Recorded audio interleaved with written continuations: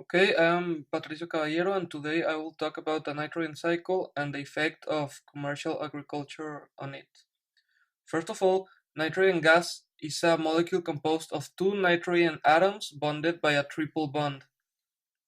Therefore, it is very complicated to bring them apart. The nitrogen cycle is very important in the quotidian lives of most of all living organisms, due to the fact that nitrogen is a required nutrient to produce complex organic molecules such as amino acids and nucleotides, which are the monomers of two of the four macromolecules of life, proteins and nucleic acids. In order to explain the nitrogen cycle in a not complicated way, we need to start at the top, in the atmosphere.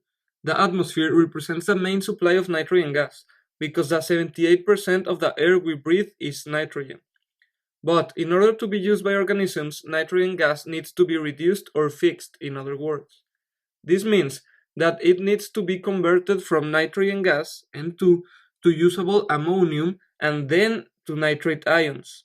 Nitrogen fixation is a slow process, so it primarily occurs within terrestrial and aquatic ecosystems. If you can see, there are several ways ammonia is produced within the nitrogen cycle. Three of them occur with nitrogenase. These three. Nitrogenase is the only biological enzyme that can break down the triple covalent bond between nitrogen through catalyzed reactions, and it is distinct to bacteria.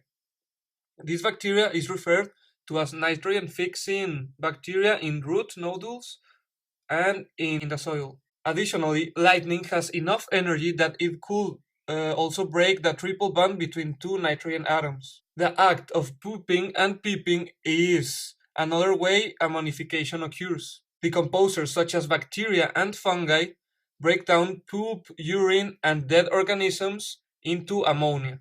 Nitrifying bacteria then converts ammonia and ammonium to nitrites and nitrates by a process called nitrification. Nitrate and nitrite are molecules that plants assimilate easier than ammonia and ammonium in order to use them for their specific needs. If it wasn't for the nitrifying bacteria, a lot less nitrogen would be available, and as a result, less living things living on Earth.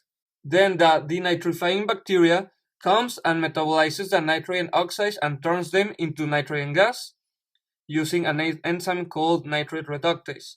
Nitrate reductase then release the nitrogen back to the atmosphere. So overall, nitrogen enters ecosystems as ammonia or nitrate via fixation from atmosphere nitrogen.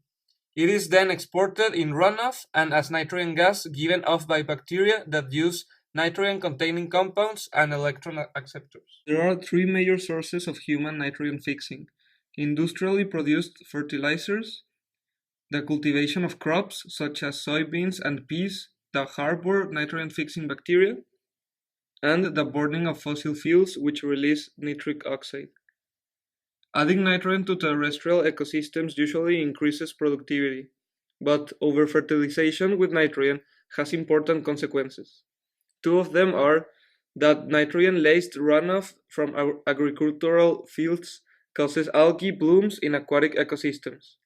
Nitrogen added to grasslands causes specific species to grow rapidly, but other species do not respond to nitrogen inputs as strongly.